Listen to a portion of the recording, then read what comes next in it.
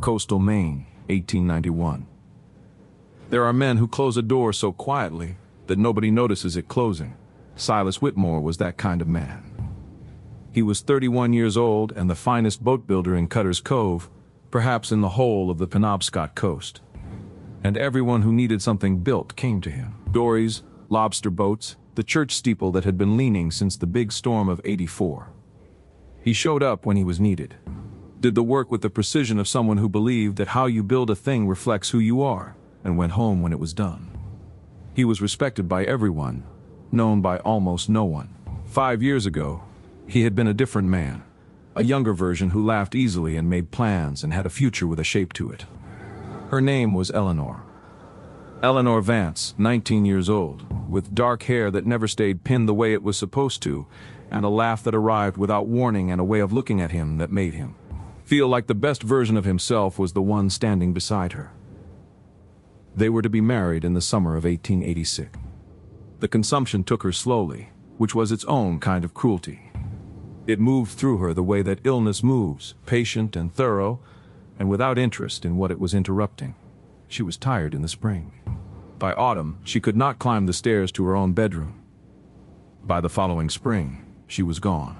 Silas had built her a sea chest that winter, hand-joined pine, the corners fitted with the precision he put into everything, built to last 100 years. It was still in the corner of his workshop with a canvas cloth over it. He had not opened it since the week she died. He had kept moving. He had kept building things. He had gotten very good at being useful and very deliberate about being alone. Then Josephine Hale arrived in Cutter's Cove on a June morning with one trunk and a printing press, and the particular energy of a 20-year-old who has decided exactly what she is going to do with her life, and is not going to be argued out of it. Silas was replacing a rotted board on the harbormaster's dock when her wagon came down the shore road. He looked up once. He looked back at the board. But something in him, something that had been very quiet for 5 years, noticed, and then went quiet again. But differently than before. Her name was Eleanor Vance, and she had loved Silas Whitmore since they were 15 years old. Not in the way of young people who mistake intensity for permanence. In the way of two people who had grown up on the same shoreline, and had been for so long simply the other person's person that neither of them could remember a time before it. She was the daughter of the shipping merchant. He was the boatwright's apprentice. The match was considered inevitable by everyone who knew them. They had talked about the house. This was what Silas remembered most in the years after. Not the grand moments, but the small ones. The evenings on the bluff above the harbor when they had talked about what he would build for them. 2 rooms to start, a kitchen facing the water for the light, a porch wide enough for 2 chairs and a long view of the sea. Eleanor had wanted an orchard. Not a working orchard, she had said once with the precision of someone who had thought about this, not for selling, just for the blossoms in spring. Silas had said he would build whatever she wanted. He had meant it completely. The winter of 1886 arrived with the cough that would not clear. Eleanor grew thin through that winter, a little more each week, until by spring she could not leave her bed. Silas pulled his chair beside her and did not leave it. On a Sunday in April, she was gone. She was 20 years old. He sat beside her for a long time after. The room was very quiet. The Maine spring was outside, indifferent and green. He looked at her face, at the face he had been looking at since he was 15, and understood, with the finality of something that arrives all at once, that the future he had been building toward in his mind had just become a past.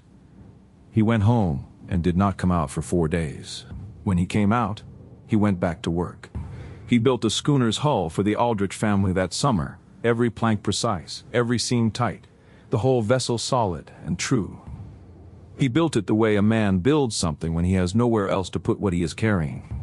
He built it and went home and looked at the sea chest in the corner and thought about an orchard of blossoms with no harvest and lay awake until the Maine sky went from black to gray to the pale gold of another day that Eleanor was not in. 5 years is a long time to grieve and a short time to stop. Silas had not stopped. He had learned to carry it differently.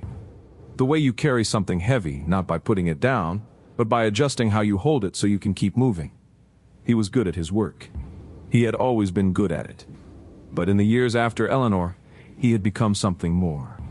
The kind of craftsman who understood that what you built would outlast you, and who put that understanding into every plank and rib. People came from 3 harbors to hire him. He had a small workshop at the edge of the cove. Nothing remarkable from the outside, but inside it was the work of someone who knew what a well-made thing looked like. Every tool in its place, every joint true. The workbench solid enough to last 100 years. The sea chest was still in the corner. He had put a cloth over it in the 2nd year, not to forget, to keep the sawdust off. He was not sure there was a difference. He did not go to the harvest suppers. He was not unkind. He was consistently generous with his time and his skill, but there was a quality to his presence that people recognized and respected. A door that was open for business and closed for everything else. Cutter's Cove had stopped trying to introduce him to Ruth Calloway's niece or to anyone.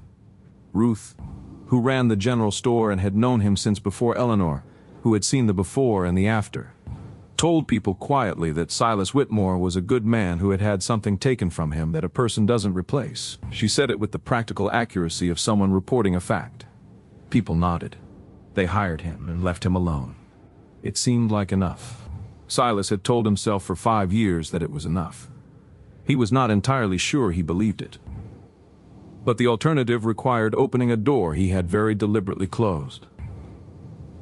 And some doors, once you understand what closing them cost you, feel impossible to open again. He had built enough holes to know that a seam held together by fear rather than by fit would eventually take on water. He had not examined whether that applied to doors as well as to wood. Josephine Hale arrived in Cutter's Cove on a Monday in June with a plan. The plan was specific. Open a print shop and stationers in the empty storefront beside the chandlery. Establish herself before the fishing fleets came in for the season. Build a subscriber list by autumn. She had been setting type and binding ledgers since she was 13, learned from her father's shop in Portland. And she was 20 years old and entirely certain that Cutter's Cove was the right place, and this was the right time. She had the fair hair of someone who turned heads without trying and the directness of someone who had long since decided that was not her problem. She had been in town 3 days when she first needed Silas Whitmore. A window sash had swollen shut in the damp, the previous tenant's neglect, and she needed it fixed before the salt air ruined her paper stock. Ruth Calloway told her to ask Silas. She found him at his workshop at the edge of the cove. He was at his bench working a piece of oak into a tiller, and he looked up with the expression he had for new people. Polite, professionally present. "Miss," he said. "Josephine Hale," she said. "I've taken the storefront by the chandlery. I have a window that won't move." He looked at her for a moment. She looked back with the direct blue eyes that had been looking at things directly since she was old enough to have opinions. "I can come by Thursday," he said. "Thursday works," she said. She looked around the workshop at the tools arranged in order on the wall, at the workbench with its clean surface. "You built this yourself?" "Yes," he said. "It's very well made," she said, as an observation without decoration. He looked at the bench. "Thursday," he said again. She nodded and left. He looked at the piece of oak for a long time after she was gone. Then he picked up his plane and went back to work. He did not think about how she had looked at his workshop with the attention of someone who understood what well-made things looked like. He did not think about this at all. He thought about it for the rest of the afternoon. The window took 20 minutes. Josephine had tea ready when he arrived and watched him work with the quiet attention of someone who paid attention to things generally. He fixed the sash. He checked the other windows while he was there, found one more that needed planning, and fixed it without being asked. She looked at the frame. "You fixed the other one too?" "It would have swelled by August," he said. She paid him less than the work was worth, thanked him, and he left. The following Tuesday, she came to the workshop. The door on the shop dragged against the sill. Could he look at it when he had time? He came by Wednesday. The door took 10 minutes. He adjusted the hinges and tested it, and found that the frame itself had settled slightly. Not enough for immediate trouble, but enough for future trouble. He fixed that too. The following week, a shelf that wouldn't hold level. Then a step outside her door that had begun to rot. Then a drawer in her type cabinet that stuck. Silas fixed all of them. He began to notice that the things requiring his attention were spread at consistent intervals. One per week, always something small. always something that could theoretically have waited. He noticed this with the precision of a man who had been building things for 15 years and could tell the difference between a problem that needed immediate attention and one that had been saved. He did not say anything about it. He came when she asked and fixed what needed fixing and drank the tea that was always ready and had the conversations that accompanied the work. About the town, about her shop, about what she was reading, about the quality of the Maine evening light, which she had opinions about. He had never talked about the Maine evening light with anyone. He went home after each visit and looked at the sea chest in the corner and thought, "This is not what it looks like." And then thought, "I need to stop coming when she asks."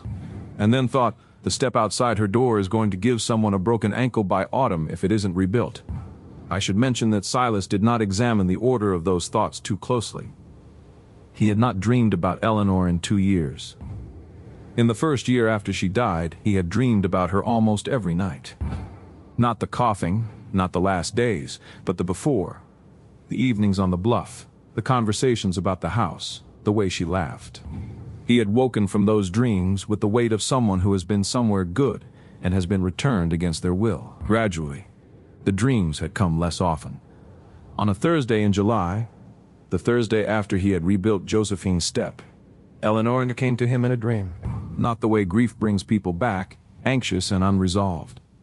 She came the way she had always come, easily, with that laugh just behind her eyes, sitting on the bluff above the house they had planned and never built. She looked exactly as she had at 20. "Silas," she said. "Eleanor," he said. She was looking at him with the expression she had when she was going to say something he needed to hear. "You're being very careful," she said. "I'm always careful," he said. "With wood." "With yourself," she said. "You're being careful the way you are when you're afraid something won't hold." He looked at the bluff, the kitchen facing the water, the wide view. "She looks at you," Eleanor said, "the way I used to look at you." He said nothing. Silas. Her voice was the way it had always been, direct, warm, entirely without pretense. "The orchard. The blossoms with no harvest. I always wanted you to have that." "What do you mean?" he said. She smiled, the smile that had always arrived without warning and changed everything. "Not an orchard exactly. Something with no purpose except being good. You've been building things for other people for 5 years. Build something for yourself." "I don't know how anymore," he said. "Yes, you do," she said. "You've always known how. You just stopped believing you were allowed." He woke at 4 in the morning with the Maine dark around him. The sea chest was in the corner with the cloth over it. He looked at it for a long time. Then he got up and put the kettle on and sat at the workbench and thought about an orchard of blossoms with no harvest. And for the first time in 5 years, the thought did not hurt. It felt like something else. It felt like permission. August brought the Cutter's Cove Regatta and Harvest Day. The kind of gathering that small towns have been having since before anyone could remember. Boat races and competitions and music and more chowder than was strictly necessary. Josephine had a table. She had spent 2 weeks preparing it, samples of her printing on a small wooden rack that Silas had built the previous Tuesday, not because she had asked, but because he had seen her struggling with the display and had simply arrived the next morning with it. She had looked at the rack and then at him and said nothing, which was its own kind of sentence. Her table was popular. 6 weeks in Cutter's Cove and she had already built a client list, partly because she was good at her work and partly because she was Josephine. And people were drawn to her the way they were drawn to warmth. Silas came to the regatta to help judge the boat races, a practical reason. He finished by noon. He should have gone home. He was at the edge of the green when he saw it, Josephine, surrounded by 3 young fishermen competing for her attention with the determination of youth. She was handling it the way she handled everything, warm, direct, completely in control. She laughed at something one of them said, the real laugh. Silas looked at his hands. He walked to her table. He did not know why. He was there before he had decided to be. She found him immediately, the blue eyes finding him in the crowd. He looked at her. He looked at her. He looked at the young men. He felt something he recognized but had not felt in 5 years, and had not expected to feel again. He smiled, the half smile he used when he was feeling something he wasn't going to say. "You're going to break a lot of hearts," he said. He meant it as an observation, as a way of saying something that wasn't the thing he was actually thinking. Josephine looked at him. The young men were still there, but she was looking only at him. She was quiet for a moment, the quiet of someone choosing words with care. Then she smiled, not the laugh, the other smile, quieter, meaning more. "I only ever wanted to fix yours," she said, looking directly at him. And then she turned and went back to her table and helped a fisherman with an order. Silas stood at the edge of the green with 3 young men who were also standing there, and all of them were thinking about the same thing. And only Silas understood what she had actually said. He stood there for a long time. Then he went home. He did not sleep. I want to pause here for just a moment, because this is the moment I always come back to. Not the grand declarations. This one. A woman who has been paying attention for 6 weeks says the truest thing she has ever said to anyone. And the man she says it to stands there like someone who has just been handed something he thought no longer existed and doesn't know if he's allowed to hold it. If you've ever been the one standing there, tell me in the comments where you're listening from tonight. I like knowing how far these stories travel. Now let's get back, because Silas Whitmore is about to make the worst decision of his life. He went home after the regatta and sat at the workbench for a long time. The sea chest was in the corner. He had not opened it in 5 years. He looked at it now, at the cloth, at the shape underneath, at the thing he had built for a future that had not happened. He thought about what Josephine had said. "I only ever wanted to fix yours." He thought about what it would cost to let it mean what it meant, about what happens when you let something matter and then lose it. He had paid that cost once. He knew exactly what it felt like. And the knowing was not a memory. It was a physical thing, a weight in his chest that he had learned to walk around, but had never put down. He thought about Eleanor, about the dream, about you just stopped believing you were allowed. He thought about Josephine at the regatta with the blue eyes that found him in a crowd. He thought, "I know what a sound hull looks like, and I know what this is." And then he thought, "That is exactly why I cannot do this." He sat at the workbench for 3 hours. Then he got up and began quietly and systematically to pack. He had been offered work in Bangor in May, a shipyard commission, more money than 2 years in Cutter's Cove. He had turned it down because he hadn't wanted to leave. He would write tonight. He would be gone before the fleets came in. He would leave because Josephine Hale was 20 years old and deserved a man who could give her everything without the weight he was carrying. He would leave because staying required opening a door he was not sure he survived opening again. He packed carefully and methodically the way he did everything. He left the sea chest. He sat at the desk and started the letter to Bangor. He wrote 3 sentences. Then he stopped. He looked at the sea chest. He thought about the dream. Eleanor's voice. "You've always known how. You just stopped believing you were allowed." He put the pen down. He picked it up again. He wrote the rest of the letter. He sealed it. He set it on the desk to post in the morning. Then he went to bed and lay in the dark and listened to the harbor bell and told himself this was the right thing. He said it enough times that it almost felt true. It felt like the right thing. The way that closing a door always feels like the right thing until you're standing on the wrong side of it. He left on a Wednesday morning before most of Cutter's Cove was awake. He told no one except Ruth Calloway, who he paid for supplies and who looked at him with the expression of a woman who has been watching a situation develop and finds the resolution inadequate. "Bangor," she said. "Work," he said. This time the sound meant something different, something closer to about time. Josephine found out on Thursday when she came to the workshop and found it closed. She asked Ruth. Ruth told her. Josephine went home. She did not tell anyone what she felt. She went home and sat at her press and worked on an order that needed finishing and was very precise about the setting. On Friday, she went to the workshop because Ruth had a key and Ruth thought she should see. On the workbench, precisely placed, was a small wooden box joined at the corners with Silas's signature precision. Inside the box was a small carved gull in flight. A thing with no purpose except being good. No note. Josephine held the carved gull for a long time. The workshop smelled of oak and linseed oil, the smell she had been finding reasons to be near for 6 weeks. She turned the gull in her hands. He had carved it carefully with the same attention he gave everything, every feather precise. He had left it without a note and gone to Bangor. She did not know if that was a goodbye or the beginning of something he didn't yet know how to finish. She put the gull in the pocket of her apron. She went back to work. She was 20 years old, and she had said the truest thing she had ever said to another person, and he had left anyway, and the not knowing was the hardest part. Harder than the leaving, almost. Bangor was larger than Cutter's Cove. The shipyard commission was real, and the work was good, and Silas threw himself into it with the focus of a man who needs not to think about something specific. He worked 12 hours a day. The hull took shape, solid, well-made, every rib precise. He was fine. He was not fine. He woke at 3 in the morning on the second week with the Bangor dark around him, and lay in the unfamiliar boarding house bed, and thought about a carved gull with no note, and whether she had found it, and what she had thought. He thought about the sea chest he had left in the workshop. He thought about Eleanor's dream. You just stopped believing you were allowed. He thought about what it meant that he had carved a gull, a thing with no purpose, just good, exactly what Eleanor had always wanted him to have, and had left it without the words that should have gone with it, like a man who had almost said something and lost his nerve at the last moment and run.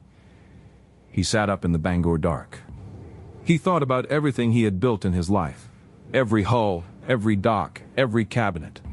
He had built all of it for other people because he had stopped believing he was allowed to build anything for himself. He thought about Josephine at her press, precise and quiet, not performing her feelings for anyone. He thought about what kind of man leaves a carving and a silence and calls it enough. He got up. He lit the lamp. He sat at the small desk and wrote to the shipyard owner explaining that a matter required him to return to Cutter's Cove and that he would send a recommendation for another carpenter. He wrote it carefully and honestly. Then he packed his bag and paid for the room and caught the coastal packet in the gray Bangor morning. The crossing took 2 days. He thought the whole time about what he was going to say. He thought about Eleanor and about permission and about things with no purpose except being good. He thought about a woman who had said the truest thing and deserved more than a carved gull and a silence. He watched the coastline for the first sight of the cove. The harbor opened up ahead of him, the boats, the sky, the particular light on the water that Josephine had opinions about, and he felt something in his chest that he recognized. The same thing he had felt when he was 25 and sailing toward a life he was building with someone. He had not felt it since. He sailed toward it. He arrived in Cutter's Cove on a Friday afternoon. He walked up from the dock and went into the general store. Ruth Calloway looked up. She looked at him for a long moment. "You came back," she said. "Yes," he said. "Him," she said. This time the sound meant something closer to about time. "She's at the shop," Ruth said before he asked. He nodded. He walked to the print shop. The door opened, the hinge he had fixed in June still working. The bell above the door rang. Josephine was at her press with her back to him, working on a set of type with the focused precision of someone who has been very deliberate about staying focused. "Just a moment," she said. Then she heard the silence, the specific quality of a silence that is different from the usual, and turned. She looked at him. He was standing in the doorway with his cap in his hands and 3 weeks of travel and thinking on his face. The Maine afternoon light came through the window he had fixed. Neither of them said anything for a long moment. Then she stood up, not performing composure, actually composed with the stillness of someone who has spent 3 weeks deciding how she would feel if this happened and has arrived at an answer. "Silas," she said. "I left a gull," he said, which was not what he had planned to say first. "I found it," she said. "I should have left a note," he said. "I should have." He stopped, started again. "I left because I was afraid, not of you, of what it meant, of what happens when you let something matter and then lose it." He looked at his cap. "I lost someone 5 years ago. Her name was Eleanor and I loved her, and she died, and I built a door and closed it and told myself that was the right thing." "I know," Josephine said quietly. "Ruth told me some. The rest I figured out." "I carved you a gull," he said, "a thing with no purpose except being good. And I left without a note because I got scared at the last moment and ran." He looked up at her. "I'm not afraid anymore, or I am." but I'm done letting it decide for me." She crossed the room with the deliberate certainty of someone who has made a decision and is living inside it. She stopped in front of him. "I'm not trying to replace her," she said. "I'm not trying to make you forget her. She was real and she mattered and she always will." Her voice was steady. Her eyes were bright. "I just want to be here if you'll let me." Silas looked at this 20-year-old woman standing in front of him with the truth in her eyes and felt something in him, something that had been very closed for a very long time, open. Not all the way, not at once, but open. He reached out and took her hand. She looked at his hand holding hers. Then she looked up at him and she cried quietly, completely, the way you cry when something you had given up on turns out to still be true. He held her hand and said nothing, because there was nothing to say that was better than what was already happening. He took her to see the sea chest on a Sunday afternoon. He had not opened it in 5 years. He had covered it and lived around it the way you live around something you are not yet ready to face. Josephine sat beside him on the workshop floor in front of it. He lifted the cloth. The chest was exactly what it was, a sea chest built by a young man for the woman he was going to marry. The joints tight, the wood smooth, made to last. He opened it. Inside, a shawl Eleanor's mother had started for the wedding. A small hymnal with Eleanor's name in her own hand. A pressed sea rose, dried now, fragile, that she had put there herself the autumn before she died. And at the bottom, a folded piece of paper, Eleanor's handwriting. He had never been able to open it. His hands were not entirely steady. Josephine put her hand over his. He opened the paper. It was a list. A list of things she wanted for the house they had planned. The kitchen facing the water, the wide porch, and at the bottom, underlined twice, an orchard. Not for selling, just blossoms, just something good. Silas looked at the list for a long time. Then he folded it carefully and held it. Josephine sat beside him on the workshop floor and said nothing and did not need to. After a while he said, "She would have liked you." Josephine looked at him. "I think I would have liked her," she said. He nodded. He put the list back in the chest, not as something to hide from, but as something to keep, a record of what had been real. "I'm going to plant an orchard," he said. "Not for selling, just blossoms." He looked at Josephine. "If you'll help me choose which trees." She looked at him with the blue eyes that had been paying attention since June. "Yes," she said simply, completely, the same way she said everything that mattered. They were married in the autumn, not a large wedding. Silas was not a man for large gatherings, and Josephine had decided the most important part was the part where they said the words. They said them in the Cutter's Cove chapel on a Saturday in October, with the whole town present, because the whole town had been invested in this outcome for months. Ruth Calloway cried in the front row with the satisfaction of a woman whose conclusions had been correct all along. Silas built the house that winter. Not the house he had planned with Eleanor. Something new, something that was theirs. Kitchen facing the water for the light. Wide porch with room for 2 chairs and a long view. And along the south slope, an orchard, not for selling, just blossoms planted by Josephine in April and tended every season with the care she brought to everything. In the corner of the bedroom, the sea chest, not covered, present, the way things that were real and mattered should be present. Their first child arrived the following autumn, a girl they named Eleanor Rose, which Josephine had suggested, and Silas had received with the expression of a man given a gift he does not know how to deserve. Their second child came 2 years later, a boy named Thomas after Silas's father. The years went by the way good years do, steadily, with work and seasons and the accumulation of a life built deliberately. Silas built boats. Josephine set type and bound ledgers. The orchard grew every spring and came back every year more established than before. On an evening in their 22nd year together, Silas 53, Josephine 42, Eleanor Rose grown and gone to Portland, Thomas apprenticed to a boatwright Silas had personally vouched for. They sat on the porch in the 2 chairs in front of the long view and watched the Maine evening do what Maine evenings do. Silas looked at the orchard, at the blossoms that had no purpose and were just good. He looked at Josephine beside him, the fair hair going silver at the temples, the hands that had been working since before he knew her. She felt him looking and turned. "What?" she said. "Nothing," he said. I'm just looking. She went back to the evening. He went back to the evening. He went back to looking. He thought about a Monday in June when a woman with blue eyes had arrived in Cutter's Cove with one trunk and a printing press. He thought about a carved gull left without a note. He thought about a girl of 20 who had loved him and died and had come to him in a dream to give him the only permission he had ever needed. He thought about what it meant to have built something that lasted. Not a hull, not a dock. This. Josephine, he said. She looked at him. He didn't say anything else. He didn't need to. She took his hand. The Maine evening held them both. Silas Whitmore built a sea chest for a woman he was going to marry. She died before they could fill it. He put a cloth over it and lived around it for 5 years, not forgetting, never forgetting, but learning to move through a world that had Eleanor in the past and nothing in the future. Then a 20-year-old woman arrived with a printing press and a plan and started finding reasons to visit a boatwright's workshop, and said the truest thing she had ever said to anyone standing on the green in August. I only ever wanted to fix yours. And he left a carved gull on a workbench and ran. I think about Silas in those 3 weeks in Bangor, about what it cost to have loved someone completely and lost them, and then to find yourself standing in front of someone who makes the world feel different again, and to be so afraid of losing again that you almost choose the loss yourself. The bravest thing Silas Whitmore ever built was not a hull or a dock.